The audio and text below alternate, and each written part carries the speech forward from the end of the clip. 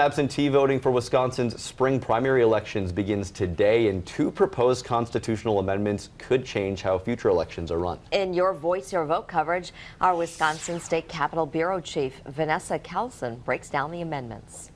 Let's start with the first question. It would ban the use of private donations for administering elections. So this is money that private foundations give to city clerks and other city election offices to spend for the purposes of helping people get to the polls and cast votes. The referendum was inspired by what Republicans call Zuckerbucks, grants given to more than 200 communities in Wisconsin to aid election administration, like buying equipment and sending mail, funded by Facebook's founder, Mark Zuckerberg, and his wife.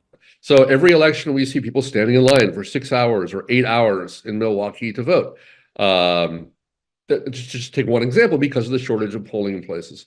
Starting in 2020, some groups, private groups, have stepped in to fund elections in those areas to make it more possible for people to vote. Republican State Senator Eric Wimberger, the author of the proposal, says this outside money has to go.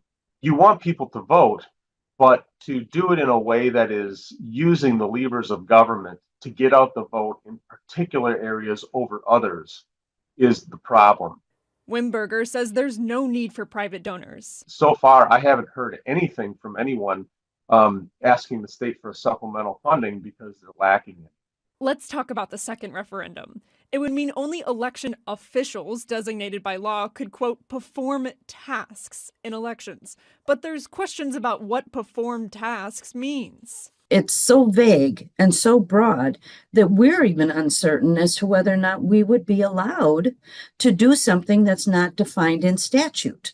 Collecting ballots, delivering ballots, potentially it could go as far as preventing people from driving people to the polls. The proposal's author says that's how constitutional amendments are written. You get too specific in the language, then you can find another path around it. In Madison, Vanessa Kelson.